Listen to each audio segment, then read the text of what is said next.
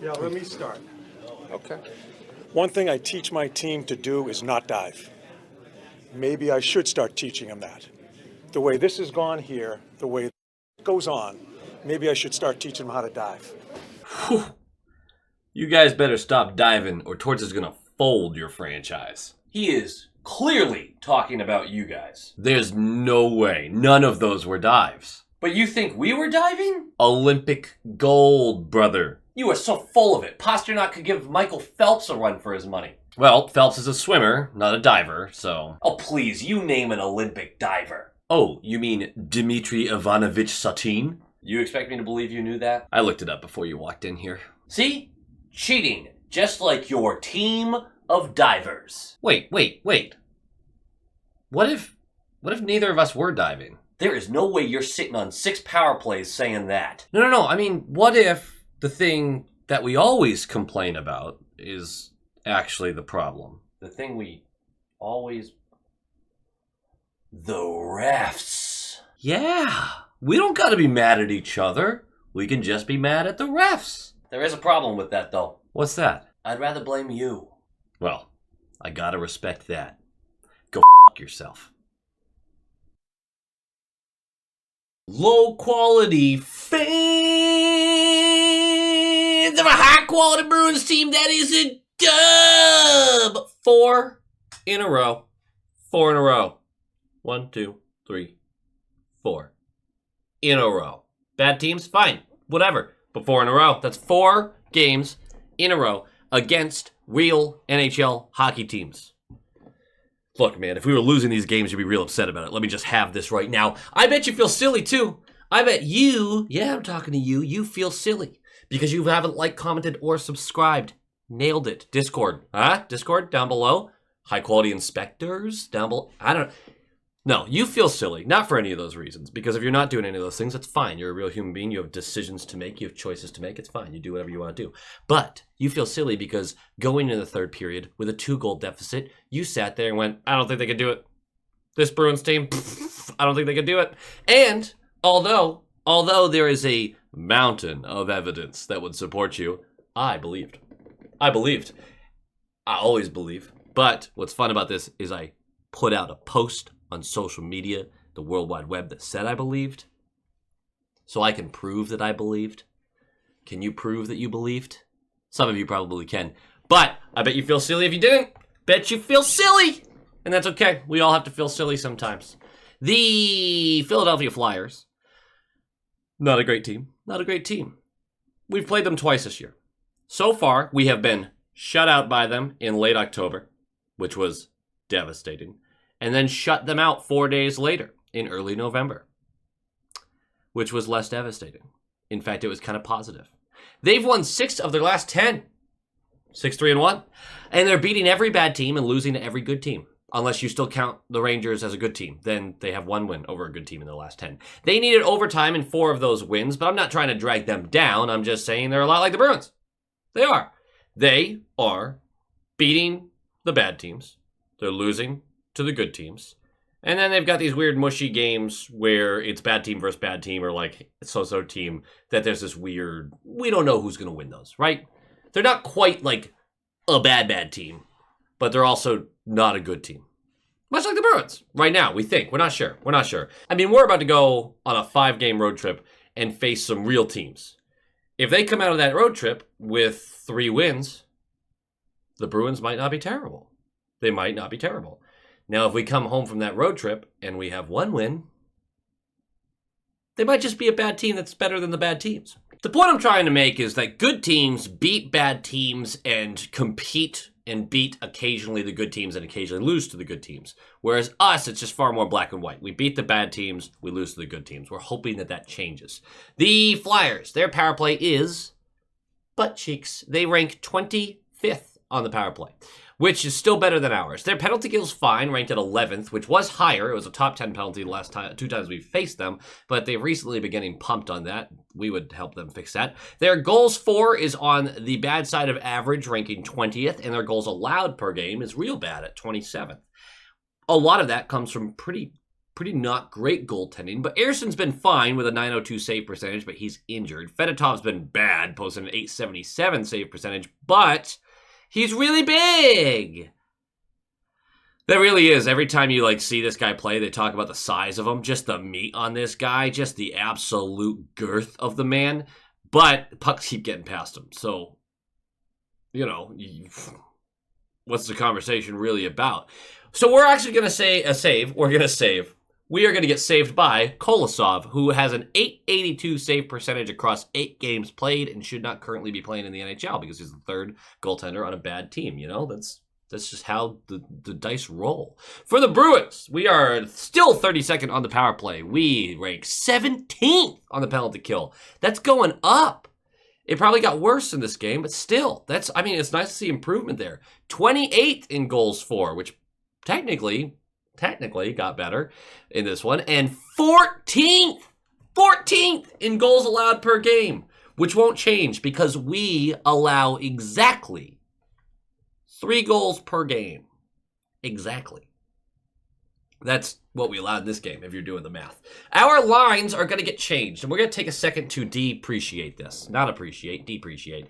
Marchand, Lindholm, Pasternak, Geeky, Zaka, Brazeau, Frederick, Coyle, Kostelik, Kepke, Beecher, McLaughlin, Osterley, McAvoy, Zadorov, Carlo, Lori, Peak, Swayman. Here's my problem. And I know in the Blackhawks game, people are like, oh, the top line, we tried Marchand, Lindholm, Pasternak, and it looked good. There's nothing wrong with that statement. I make it sound mocking because I'm a bad person. No, it bothers me because there's some real semantics in that game about how the goals were scored. Most of them in the middle of line changes or directly off of face-off wins. That lineup was specifically early in the game used in offensive zone face-off starts. And then they kept pushing it through the rest of the game and their numbers were fine, right? In fact, they controlled the puck decently. So you're pretty happy with that. Okay, fine. The goal scored, it's not purely work done by that line. It's a face-off win, and they did the set play, and it worked out. What really bothers me here is we have a lot of Marchand, Lindholm, Pasternak tape from earlier in the season. It was really bad. And last season, there was a lot of Marchand, Pasternak stuff, and it wasn't good. It wasn't good.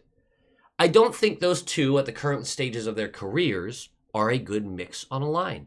I don't think that is true. I don't think they're a good mix. I might be in the minority of that. If you listen to the Short Shift podcast, if you don't, you should check it out. But if you listen to the Short Shift podcast, you've heard me go in on that and not wanting those two on a line anymore. Not because it spreads the scoring out, even though that is a benefit of it, but because I don't think those two work well together.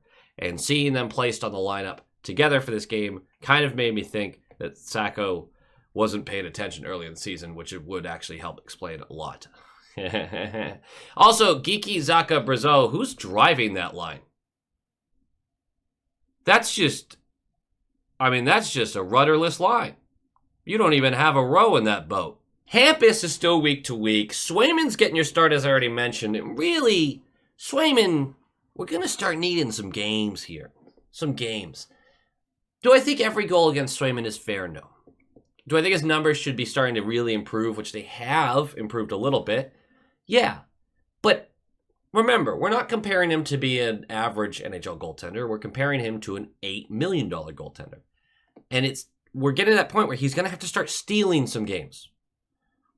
$8 million goaltender, higher than $8 million. You got to start stealing some games. Not every game. You're not Connor Hellebuck, even if you're paid very similarly. But we need you to steal some games. Let's just keep that in mind. This was not the game. But going forward, let's just keep that in mind. Let's talk about this game a little bit. Puck drops! It's in the middle of the day. I can yell if I want to. 141 in. Too many men on Philly. Can you believe that?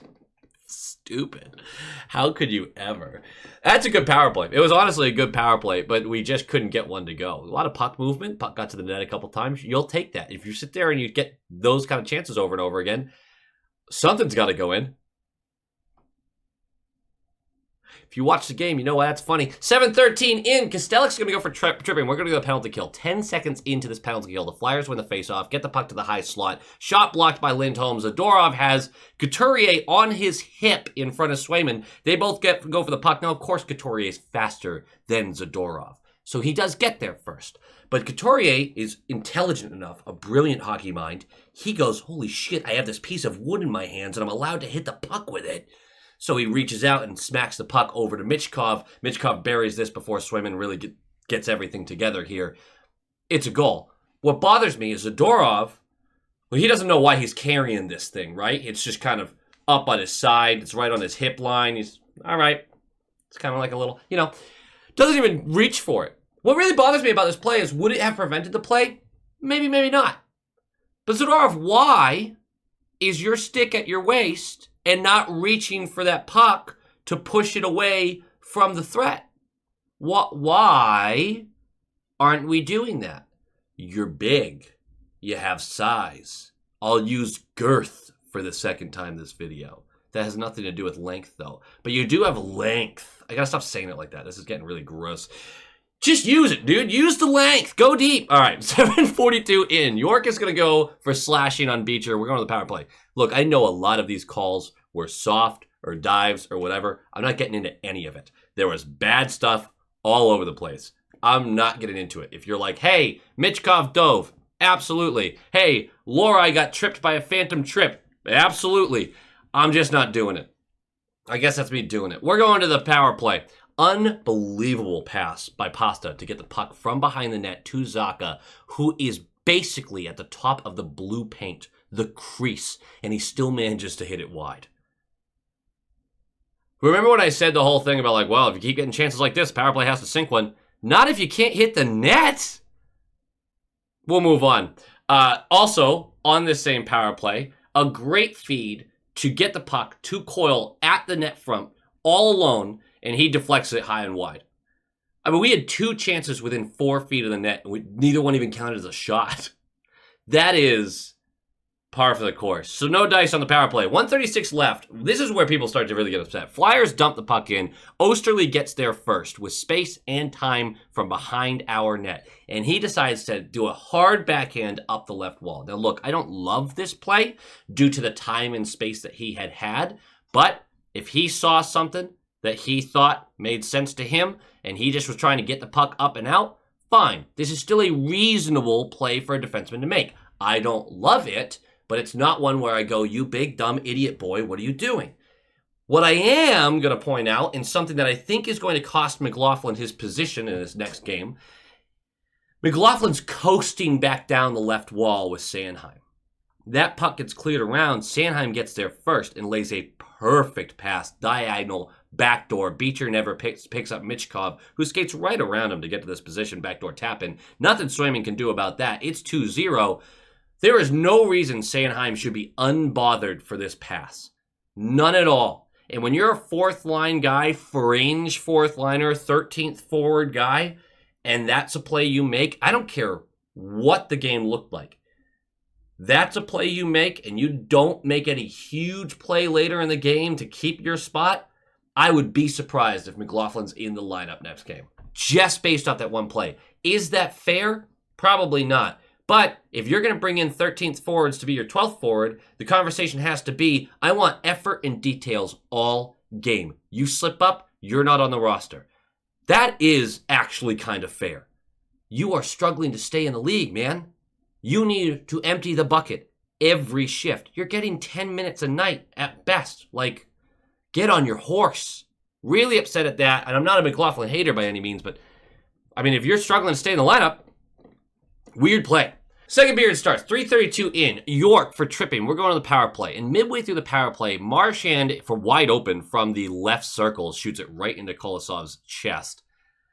McAvoy and Andre will get mixed up and each go for roughing. It stays 5-on-4 because those two will offset. 20 seconds left of the power play. Kolosov with a crazy save as Brazeau whips a pass across the slot for Geekie, who slams it on net. Little too centered, I think. Kolosov is still able to get there and knock the puck down. Geekie does get another swipe at it. I don't even know if the second one gets to Kolosov, but the puck then does get punched over to the left corner where Geekie chases, and Geekie wins a board battle. Look, I know I'm Mr. Geekie what the hell. Geekie black hole. This game for Geekie, I wouldn't say it's offensively impressive. I wouldn't say it showed a creative or talented side of him. I wouldn't say any of that. What I would say is this entire game, there is one person who gave a shit more than anybody else, and that was Morgan Geekie. He emptied the bucket on every single shift. Maybe it was partially because he got knocked off the first line. Maybe he just really hears a lot of talk about him and he's sick of it. Maybe this is just who the guy is and he just can't always have things come together this way. Regardless, he cared the whole time and pushed the whole time. He wins this puck in the corner and pushes it to the high slot where Lohrei shoots this into a forest of bodies in front of Kolosov. I don't know if it ever even gets into Kolosov. But Brazeau is laying a screen right in front of the goaltender, and Frederic is there a little higher up in the slot. And the bounce, rebound, block, whatever we're talking about here, puck bounces out to Frederic, who just pushes this through the forest and underneath Kolosov. I don't think Kolosov ever sees it. It goes 5-hole, and it is 2-1 on a power play goal. All right, we're making some headway. And in my mind, I'm like, this is fine. This is fine.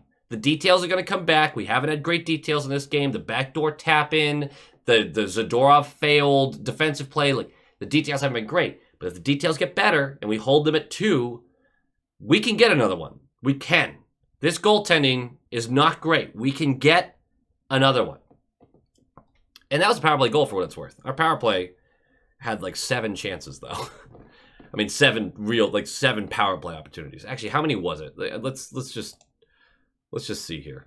It was 6, whatever. So 1 for 6 just isn't great, but I mean, it's better than what we usually get. 4:31 left. Flyers are all over us. A lot of puck movement and time in the zone. Bruins D laying some big hits, but it's not actually affecting the play at all. And then Lindholm finds himself chasing Sanheim around at the back wall, meaning there are 2 wingers covering both the points and the slot. Pasternak is glued to the guy in the slot, which is good work. I'm not upset about that. And Marchand has his point covered as well on the far side. Here's my issue with this.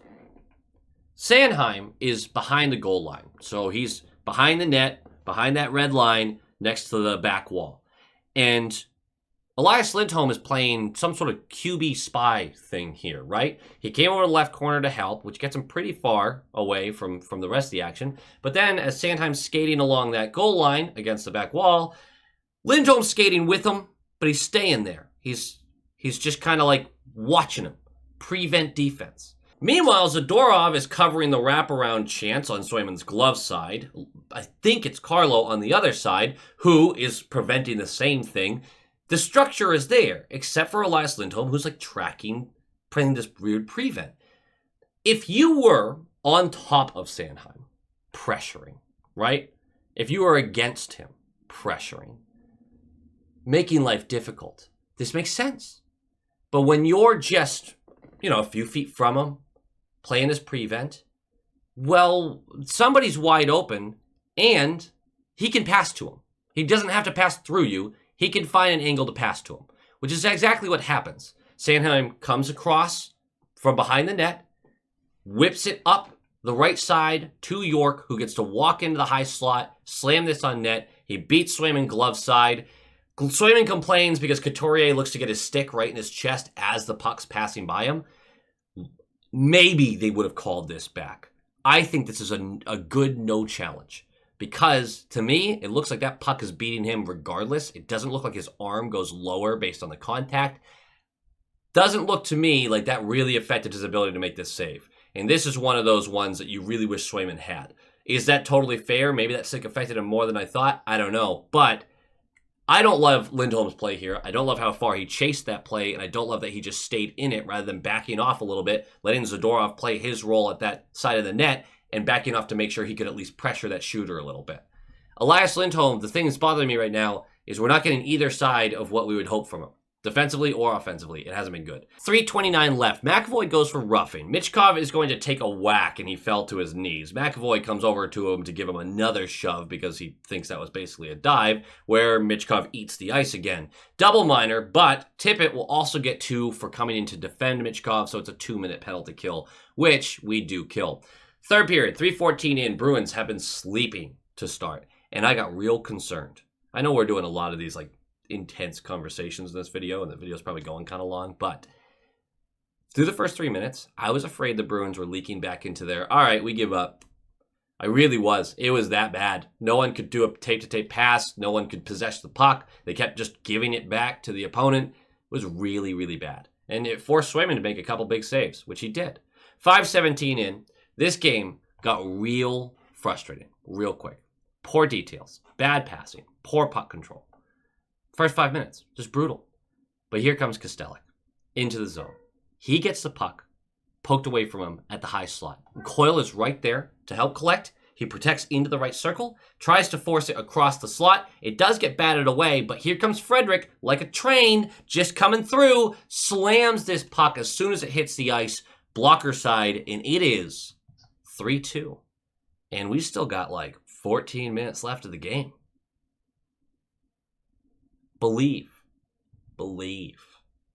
We're going to move on. 6:05 in. Konechny knocks down McAvoy in the neutral zone where there's no puck around. And look, whether McAvoy goes down easy or not, loses his balance or not, that's needless contact away from the puck. That's going to get called. Power play. Nope.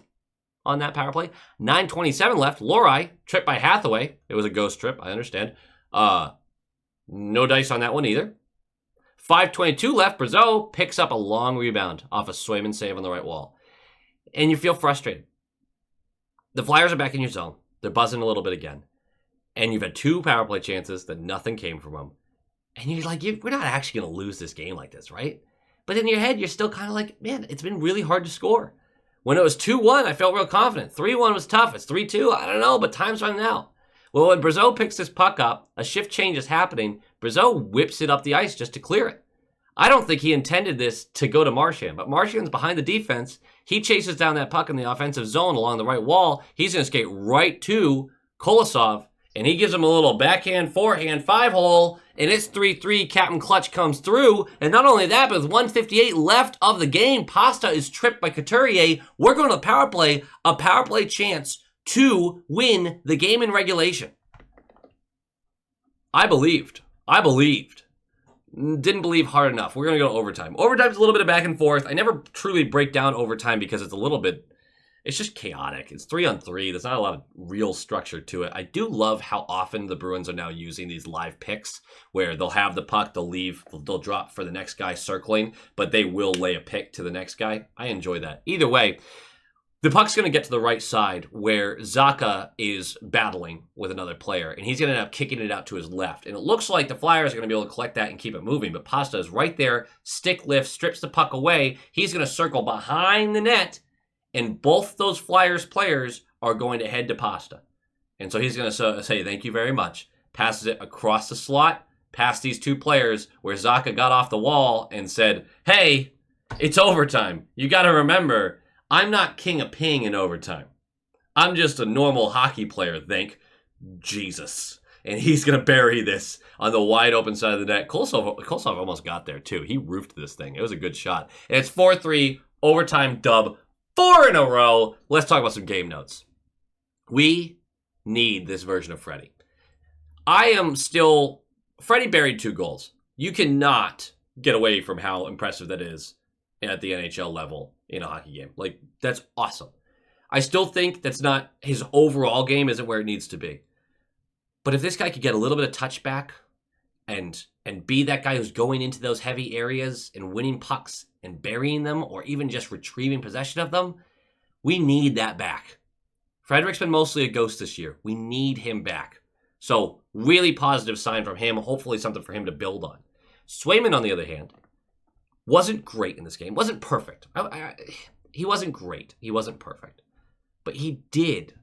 Boy, did he. He made the big saves when we needed them. Early in the third period, midway through the third, he made some really tremendous saves. Again, he wasn't perfect. I wouldn't even say he was great. But the backdoor tap in, what are you supposed to do about that? That first goal was really rough with the Michkov one because it bounces off of a player and quickly gets smacked over and then ripped. Like, Michkov's release is so fast. That third goal I don't love, even with a stick in his chest. We're not overly impressed with Swayman. We don't think he's amazing right now. But he made some huge saves when the team needed it. I wouldn't consider this him stealing the game. I think he still got outplayed by Kolosov, mostly. But some positive things to build off of, and he does deserve some compliments for his play in the third. He really does. Really does. Stop trying to put Marchand and Pasternak together. I basically said that at the beginning. They don't fit anymore. stop doing it. Elias Lindholm is getting worse, and I'm getting concerned. Defensively, he's losing his assignments more. And I know that there's a debate to be had about the way I explained that play, about him kind of following Sanheim around behind our net. But I don't like the way he committed to that, leaving another guy open. Really don't. So that you could argue with that if you'd like to. But I don't think offensively he's been there. I don't think the little details have been there. And I don't think he's been all that impressive. Except for one pass that was really, really nice. Not the he didn't pass it. He accepted the pass, but in one fluid motion, passed onto his stick, turned and whipped it into a shot, and it was really smooth. And I was like, ooh, he missed it high and wide, but still, it looked nice. Other than that, I'm worried. I'm worried because Zadorov's seen some positive steps here. Still not a Zadorov guy, but there's some positivity happening. Elias Lindholm feels like he's going the opposite way. Scary, but we'll see how that goes. And now it is time for a brutal 5-game road trip. Starting in Winnipeg on Tuesday. Then it's Seattle on Thursday, which Seattle's not great, I know. Then it's Vancouver, who's solid. And then it's Calgary. It's not great, but they're okay. And then it's Edmonton. That's not like a daunting, holy crap, we're going Edmonton, Dallas, Colorado. Like, I get the Vegas. But these are still some real hockey teams, better hockey teams that we're facing, all on the road on a long road trip. It's time to see if this team's for real or not. And for real means they're decent, just not bad. And honestly, I'd take that right now and see if we can improve upon it. I mean, big games coming up. Gotta get excited, right? Go Bees! Go Bees!